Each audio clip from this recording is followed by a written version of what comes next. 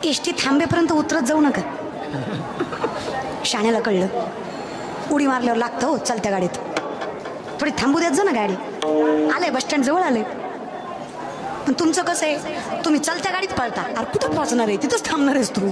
चालत्या गाडीत पळण्यात माझ्या थांबा थोडंसं, आहे की नाही? सांगा देवघर आहे, पूजा करता? माय माऊल्या पूजा करता का ग? देवाला फुलं वाहता? ताजी वाहता का शिळी वाहता ग? ताजी. चुकून शिळा आला तर काय करता ग माय? फेकून देता. देवाला शिळं फुलं सुद्धा वाहत नाही. विचार करा, काकड्याला सगळे म्हातारे बसवता. अभंग कळत नाही, कळू दे सकळ तर कळू दे. उठवायचं आहे रे देव.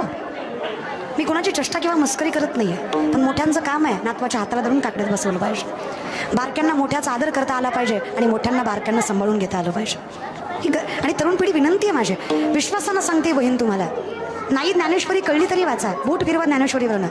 तुम्हाला ज्ञानेश्वरी नाही कळली तरी चालेल, ज्ञानेश्वरीला तुम्ही कळला, तुमच्या जीवनाचं कल्याण आहे. फक्त ज्ञानोबांना तुम्ही कळू द्या लेकरू माझं. कष्ट करायला घाबरू नका रे.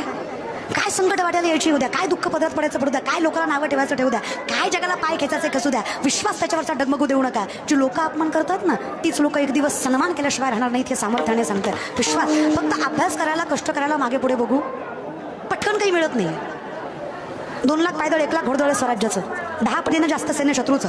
जर शिवरायांनी विचार केला असता, माझा बाप निजामाच्या हाताखाली कामं करतो, गुलामी करतो, मी हिंदवी स्वराज्य कसं उभा करणार आहे? स्वतःवर विश्वास आहे, आई भवानीवर विश्वास आहे, संस्कार प्रबळ आहेत, कष्ट करायची दानत आहे, मुठभर मावळे हातात घेतलेत आणि अखंड हिंदुस्थान, औरंगजेबाच्या संपत्तीचा 1/3 भाग एवढा सत्ताधीश असणारा, त्याच्या नाकावर टिचोळ, त्याच्याच हातातले 260 पेक्षा जास्त किल्ले 40 वर्षाच्या आत हस्तगत केले. हा इतिहास हिंदवी स्वराज्याचा, त्याचे वारसदार आहे.